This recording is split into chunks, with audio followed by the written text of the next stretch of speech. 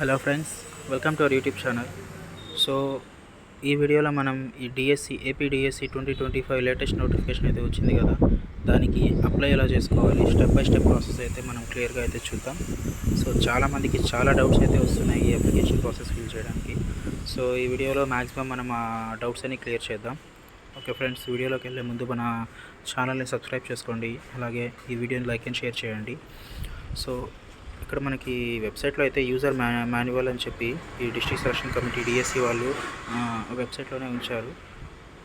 So దాన్ని బట్టి మనం అయితే application process step by step అయితే చూద్దాం. సో ఇక్కడ టేబుల్ ఆఫ్ కంటెంట్స్ మొత్తం నీట్గా ఇచ్చారు. సో వెబ్సైట్ మనకి లింక్ అయితే ఇక్కడ ప్రొవైడ్ చేయడం జరిగింది. ఇదిగోండి, ఇక్కడ మనకి సెకండ్ పాయింట్లో కనిపిస్తుంది కదా వెబ్సైట్ లింక్. సో దాన్ని క్లిక్ చేసుకుంటే మనం డైరెక్ట్గా వెబ్సైట్లోకి వెళ్ళిపోతాం. సో వెబ్సైట్లోకి వెళ్ళిన తర్వాత మనం ఫస్ట్ చేయాల్సిన పని ఏంటంటే డిపార్ట్మెంట్ లాగిన్, క్యాండిడేట్ లాగిన్ అని పైన ఇక్కడ చూపిస్తుంది కదా, క్లిక్ హియర్ అని. సో అక్కడ క్యాండిడేట్ లాగిన్లో మనం క్లిక్ చేయాల్సి వస్తుంది.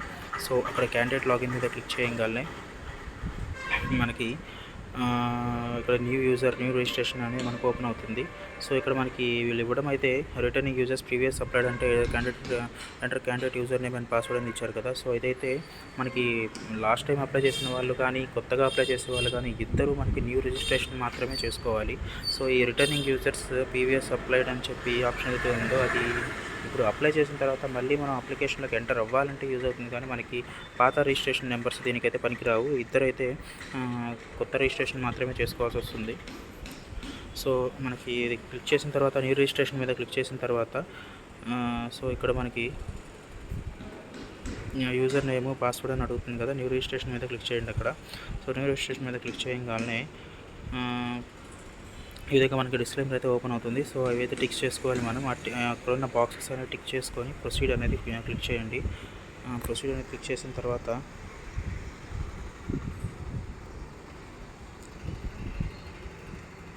క్లిక్ చేసిన తర్వాత ఇక్కడ రిజిస్ట్రేషన్ ఫామ్ అయితే మనకి ఓపెన్ అవుతుంది. ఈ విధంగా ఓపెన్ అవుతుంది. సో ఇక్కడ మన రిజిస్ట్రేషన్ ఫామ్లో మీరు చూడొచ్చు Aadhaar number, mobile number, applicant name with sir name, date of birth, gender, marital status, father name, mother name, caste, sub caste, ex service man అయితే ఆప్షను, డిఫరెంట్లీ ఏబుల్డ్ అయితే అది.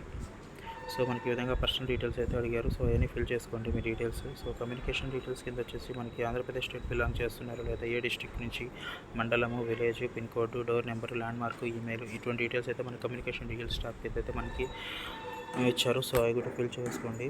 ఈ ఫిల్లింగ్ చేసిన తర్వాత click on generate OTP will be received to the mobile provided in the form. Click on send OTP to enter the OTP received అని వచ్చింది. So మనకి ఇక్కడ ఈ అప్లికేషన్ ఫిల్ చేసుకున్న జనరేట్ ఓటీపీ అని ఇక్కడ ఆప్షన్ కనిపిస్తుంది కదా. సో ఆ జనరేట్ ఓటీపీ అనే ఆప్షన్ దగ్గర మనకి ఈ జనరేట్ ఓటీపీ మీద క్లిక్ చేయగానే దానికంటే ముందు ఇక్కడ పైన చిన్న ఎల్లో కలర్లో మనకి బాక్స్ కనిపిస్తుంది, దాని మీద క్లిక్ చేసి తర్వాత జనరేట్ ఓటీపీ అని క్లిక్ చేయాలి. సో జనరేట్ ఓటీపీ క్లిక్ చేసిన తర్వాత మీ మొబైల్ నెంబర్కి ఏదైతే మీరు రిజిస్ట్రేషన్ మీరు స్టార్టింగ్ ఇచ్చారో మొబైల్ నెంబర్, దానికైతే ఒక ఓటీపీ అయితే వస్తుంది. సో ఆ ఓటీపీని మీరు ఎంటర్ చేసుకోవాలి.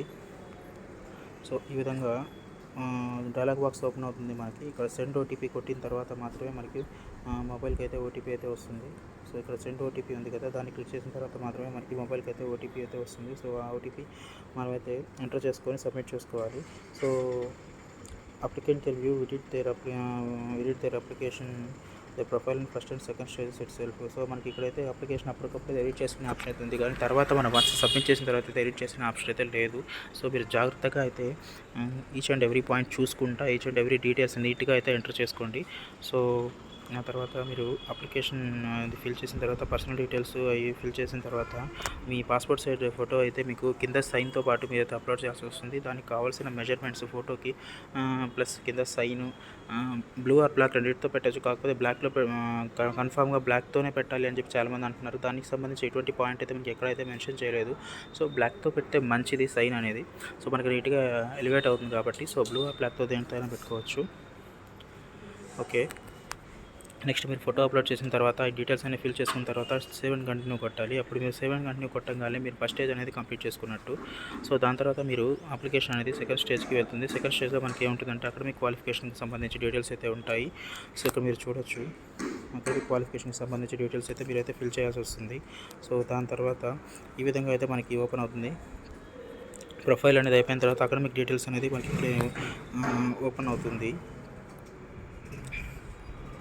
సో మీరు ఇక్కడ ప్రొఫైల్ అనేది మీరు ఎంటర్ చేసిన ప్రొఫైల్ అయితే ఇక్కడ చూడొచ్చు. మీరు ఫస్ట్ మీరు ఎంటర్ చేసిన డీటెయిల్స్ అవన్నీ ఎంటర్ చేసిన సేవ్ అండ్ కంటిన్యూ కొడతాం కదా. దానికంటే ముందు ఏమైనా తప్పులే అంటే ఇక్కడ ఎడిట్ చేసుకోండి. ఎడిట్ ఆప్షన్ అయితే మనకి అయితే చూపిస్తుంది కదా. సో అక్కడైతే మీరు ఎడిట్ చేసుకోండి. సో ఒకవేళ మీరు అక్కడ అన్ని క్లారిటీగా ఎంటర్ చేసినట్లయితే so save and continue option అయితే క్లిక్ చేయండి. క్లిక్ చేసిన తర్వాత మీరు అయితే సెకండ్ స్టేజ్కి వెళ్ళిపోతారు అకాడమిక్ క్వాలిఫికేషన్కి.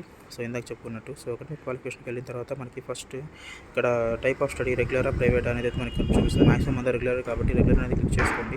ప్రైవేట్ అయిన వాళ్ళు ప్రైవేట్ క్లిక్ చేసుకోండి. రెగ్యులర్ స్టడీస్ క్లిక్ చేసిన తర్వాత మీకు కింద ఇన్ని ఆప్షన్స్ అయితే మనకి ఓపెన్ అవుతాయి. సో మీరు స్కూల్ 4th క్లాస్ నుంచి మీరు 10th క్లాస్ వరకు ఏ డిస్ట్రిక్ట్లో చదువుతున్నారు మీకు ఓపెన్ అవుతాయి. సో మీ డిస్ట్రిక్ట్స్ అనేది మీరు ఇక్కడ ఎంటర్ చేసుకోండి. ఇక్కడ మీకు నీట్గా అయితే ప్రొవైడ్ చేయడం జరిగింది. సో దాన్ని సెలెక్ట్ చేసుకున్న తర్వాత local district are you belong అనేది మీ లోకల్ డిస్ట్రిక్ట్ ఏంటనేది మీరు సెలెక్ట్ చేసుకోండి. తర్వాత ఇక్కడ పక్కన మీరు చూడొచ్చు. ఇక్కడ తెలంగాణ నుంచి మైగ్రేట్ అయిన ఆప్షన్ అయితే చూపిస్తుంది. తెలంగాణ నుంచి మైగ్రేట్ అయిన వాళ్ళైతే ఎస్ అని కొట్టండి, లేకపోతే నో అని టిక్ చేసుకోండి. సో ఇవన్నీ ఎంటర్ చేసిన తర్వాత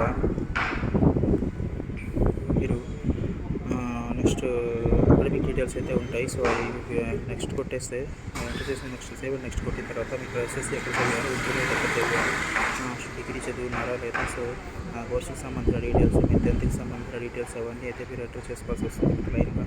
ఇవన్నీ ఎంటర్ చేసుకున్న తర్వాత పీజీ చేస్తుంటే పీజీ సంబంధించిన డేటా అయితే ఎంటర్ చేయండి. ఆ తర్వాత ఏపీ టెట్ సంబంధించిన డేటా అయితే ఎంటర్ చేయండి.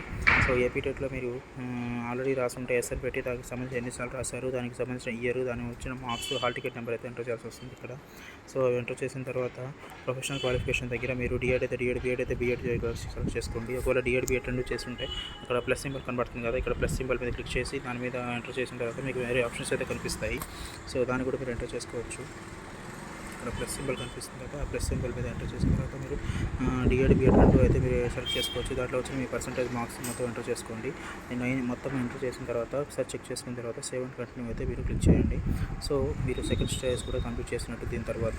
సో సెకండ్ స్టేజ్ కంప్లీట్ అయిన తర్వాత మీరు సేవ్ అండ్ నెక్స్ట్ కొట్టిన తర్వాత మీకు పోస్ట్కి సంబంధించిన డీటెయిల్స్ అయితే ఓపెన్ అవుతాయి. దానికంటే ముందు మధ్యలో ఇలా వెరిఫైడ్ ఆప్షన్స్ అయితే చూపిస్తుంది మనకి పోస్ట్లోకి వెళ్ళే ముందు, కన్ఫర్మేషన్కి వెళ్ళే ముందు. సో ఇవన్నీ ఇక్కడ మీకు ఇక్కడ ఆరెంజ్ కలర్లో మీకు పెద్ద బాక్స్ అయితే మీరు చూపిస్తున్నారు కదా. సో అవన్నీ మీరు వెరిఫై చేసుకోవాలి. ఇవన్నీ ఏంటంటే మీరు ఇప్పటివరకు ఎంటర్ చేసిన డీటెయిల్స్.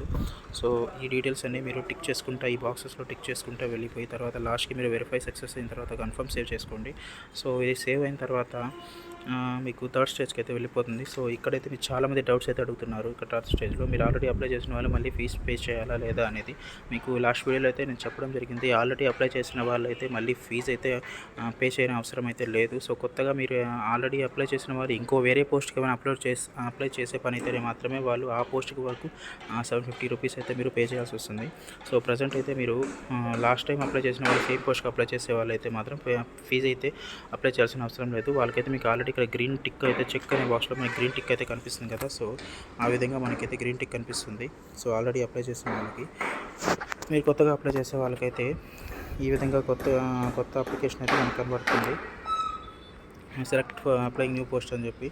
సో మీరు కొత్తగా ఏమైనా యాడ్ చేసుకోవాలనుకుంటే పోస్ట్ ఇక్కడ యాడ్ చేసుకున్న దాని మీద దానికి టిక్ మార్క్ చేసుకొని దాన్ని బట్టి మీరైతే ఇక్కడ మీరు యాడ్ చేసుకొని దాన్ని బట్టి మీరు ఇక్కడ యాడ్ చేసుకొని టిక్ చేసుకున్న తర్వాత దాన్ని బట్టి మీరు దానికి కావాల్సిన ఫీజు అమౌంట్ అయితే మీరు పే చేయాల్సి వస్తుంది. సో దీని మీద ఇంకా డౌట్ ఉంటే ఆ కామెంట్లో అయితే అడగండి.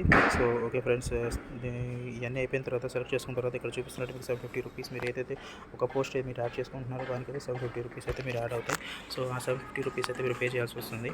సో ఇది అయిపోయిన తర్వాత పేమెంట్ అయితే అయిపోయినట్టు. మీకు పేమెంట్ అయిన తర్వాత మీకు ఏ డిస్ట్రిక్ట్లో ఎన్ని పోస్ట్ ఖాళీగా ఉన్నాయనేది ఇక్కడైతే పక్కనే ఆప్షన్ ఉంది మనకి వ్యూ మోర్ అనేది. ఆ వ్యూ మోర్ అనేది క్లిక్ చేస్తే మనం ఇక్కడ ఈ ఆప్షన్స్ అన్ని చూసుకోవచ్చు. మీరు అప్లై చేస్తున్న డిస్ట్రిక్ట్ ఎన్ని పోస్టులు ఉన్నాయని నాన్ లోకల్లో కానీ లోకల్లో కానీ.